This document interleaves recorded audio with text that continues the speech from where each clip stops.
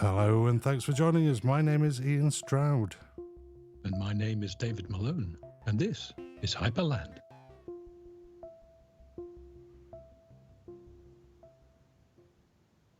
Hello, David.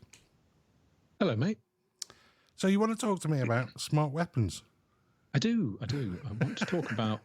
Well, I know nothing about smart weapons. What are you talking about? Yeah, come on then. Well, in relation to the war in Ukraine. Yes. Because I think there's something interesting going on. And it's funny how different people notice, because I was looking at this and thinking, right, we're definitely going to do something about this. Right. And then I got contacted by my old mate who goes by the name of the Slog, who right. he like me, he wrote a blog all the way through the financial crisis. Yeah. We're politically, I think, quite different, but we were both outraged by what was going on, so we got to know each other. Yeah. And he's carried on writing, so indefatigable. Has this got... Sorry, go ahead. No, I was going to sort of say, has this got something to do with the announcement that a lot of countries are sort of saying, yes, you can use our weapons to go into Russia? Not well, sort of, but what I'd noticed, I was just looking at the fact that the rate at which the so-called smart bombs and ordnance that's guided, that has its own guidance system. So you can call them smart bombs, smart missiles. Yeah. Some of these things get fired out of artillery. Some of them are shoulder launched, some drop from planes. But they're all sort of supposed to be precision, one way or the other. Laser guided or something like that. All of that stuff. And what has become clear is that the accuracy has gone from when it was first introduced at about 80% accuracy. Yeah. And it's now down to below 10. What? So I think it was certainly below 20%. So they're mostly not hitting the targets. Okay, I'm a bit suspicious, like, in terms of, is that an excuse? Is that just, whoops, it went wrong, sorry, and they are hitting the targets? Or is it that they're actually not hitting the targets? This is defence reviews, and it's been in the papers. So it's not an excuse for hitting a school or a hospital and sort of saying, oh, sorry, it went wrong. They're not targeting these places. I don't know whether it's excuse or not, but the fact is they're not working. Yeah, okay. They're being shot down, or they're being interfered with. And what's really interesting is they now realize that the Russians are able to jam signals. Yeah. Because these things have to be guided. Yeah. So these smart weapons, a lot of them, the slightly cheaper ones, which are still vastly expensive. I mean, we're talking millions for each one of these things. Like the JDAMs, the big bunker buster bombs, massive things. They have to be guided. And so what they do essentially is that they have to have information from GPS system. Yeah. I had read that the Ukraine were firing weapons and the Russians were jamming and they just fall out of the sky. Yeah, they fall out of the sky, or they lose their way. Yeah. To make it sound personal, they're on their way going, I've got it. Whoa, hang on, where am I going again? Yeah. The line goes dead and the missile, and this thing's on its own and it doesn't know where it's going anymore. Yeah. And what it's turned out is the Russians are now doing two things. They're certainly jamming. Yeah, yeah. Now, they just basically flood the electronic spectrum with noise. And what they found is that the accuracy of weapon systems drops off after about 6 weeks or less. Right. So in other words, the Russians, they introduce a new system with a slightly different, I don't know what it would be, frequency, code, whatever it is. And it takes the Russians a little while to figure it out, and then they start jamming it. So it's like... It's like an EMP device of some kind? It's sort of, but it's not broad spectrum. Yeah, right, okay. But they're also allegedly, and I haven't seen the data for this, being able to spoof them. In other words, send them wrong coordinates. So you don't sort of block taking it. over the missile. So Yeah. actually sending it somewhere else. Yeah. Right. Yeah. Now, whether I haven't seen the technical reports about the spoofing. Yeah. Jamming, yes. Spoofing, I don't know. Although people are saying they are. And what's very interesting about that is the technology to do that doesn't cost much money. Yeah. Whereas with these smart weapons, cost a fortune. Yeah. So the Ukrainians are now Yeah. turning down the smart weapons and saying, just give us heavy artillery pieces, old-fashioned Yeah. bits of metal with some gunpowder behind it that shoots out the end of a barrel. Yeah. And we'll just use old-fashioned artillery charts to figure out where it's going to land. Because if you can actually take it over, you could turn the missile around and yeah. Yeah. And so it means that this vastly expensive weaponry that costs the taxpayer hundreds and hundreds of millions, well, now into the many, many billions, is being knocked out of the sky and made inefficient, made useless by technology that costs not very much. Similarly, it's similar to the way that drones are being knocked out of the sky. Yeah. I'm going to ask a silly question. Mm-hmm. Is this why Kim Jong-un's sending over shit in balloons? No, I don't know, although it's possible. I mean, certainly they're looking at low-tech ways of combating these very high-tech weapons. Yeah. It reminds me a bit of a Monty Python sketch.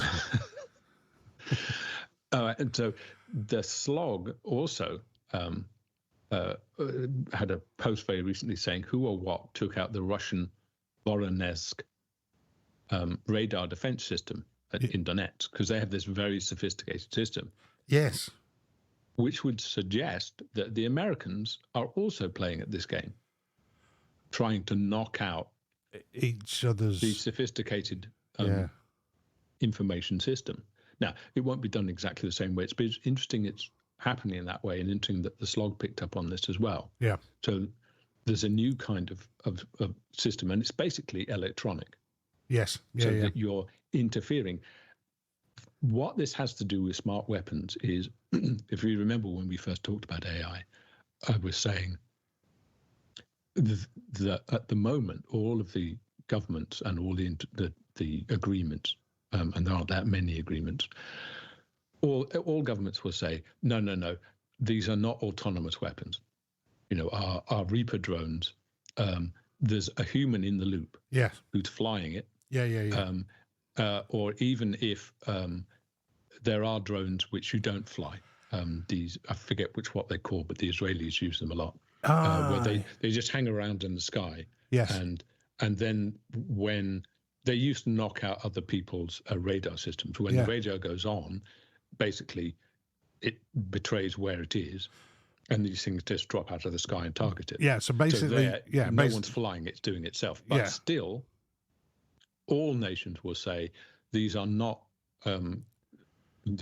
science fiction killing machines that think for themselves. There's a human in the loop. But you're sort of saying because of the EPM or however they're interfering, that's where we're going. We don't want a human involved because that's the link that is being intercepted. We're now at that point where what I was saying back then is it made no sense to me that people would be building these systems where they could have a system which would make its own decisions. Yeah. And they may build a parallel system where someone is in the loop. Someone makes the kill decision. Yeah. But it made no sense that they wouldn't have in there, if technologically we're able to do it, which I think we probably are, a system which, is not the one that's online at the moment. Yeah.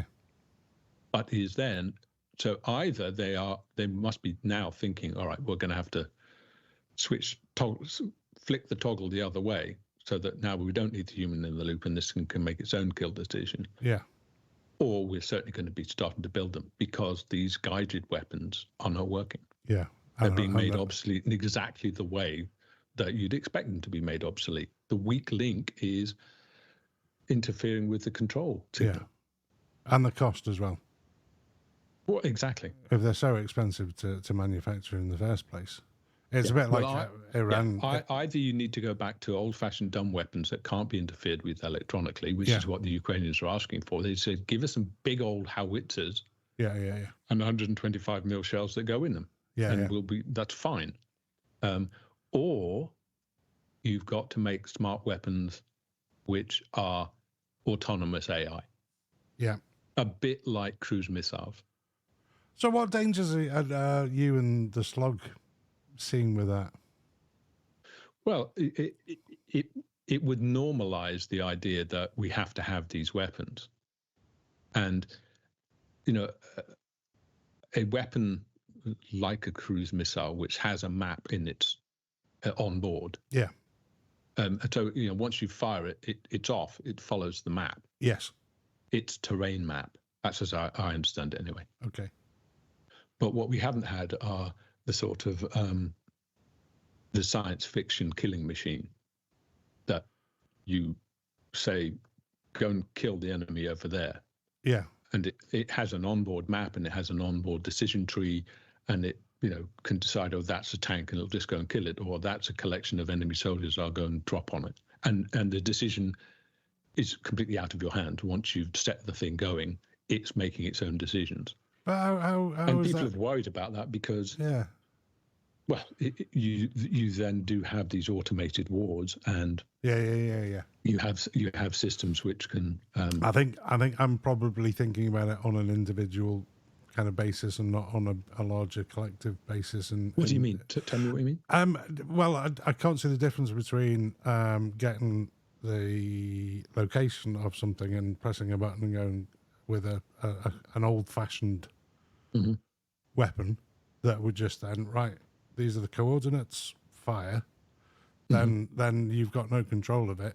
It's going to go there, and whether you load that coordinates onto a missile and the missile directs itself there, I'm not seeing the difference really.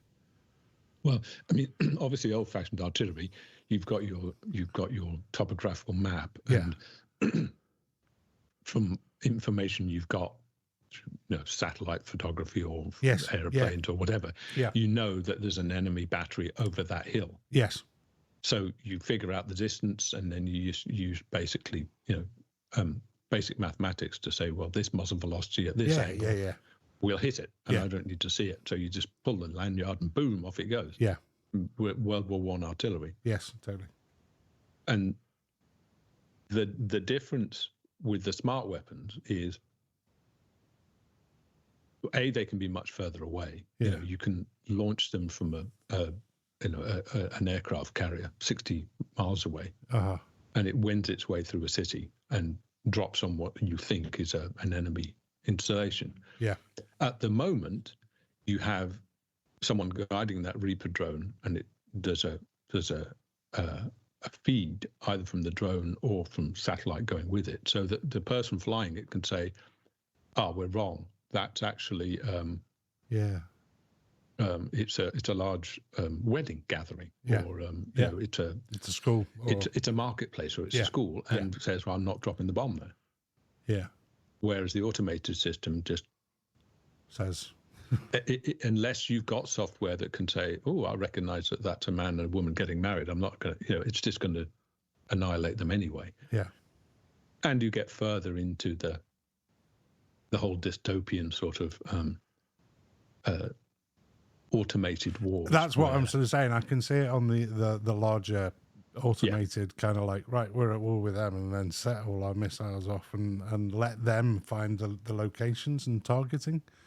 Yeah. But the difference between the sort of smaller level of having coordinates and a big gun and going, right, these are the coordinates, and then loading those coordinates onto a missile, I'm not seeing a bigger difference. I'm not, you know what I mean?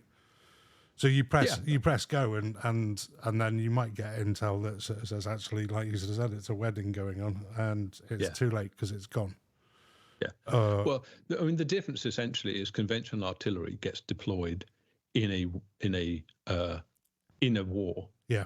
Where the enemy, where the enemy is. There's two sides. There's our front and their front, and we're lobbing shells at each other. Yeah. These other weapons, some fella in Omaha presses a button and off it goes.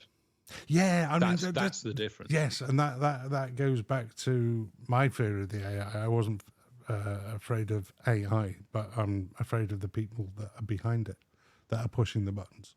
So what you're saying is it's more something I could be put in control of. Well, that would be dangerous. You know what I'm like? Yeah. I forget to press the red button sometimes. Yeah, but I think it's interesting that we're seeing the next evolution of that warfare, that kind of warfare, and the weapon system that go with it. And it's a separation of the human being going. We've rapidly we're passing the point where we can have this cozy fiction where there's always a human in the loop. These aren't autonomous killing machines that one nation has set loose. Yeah. And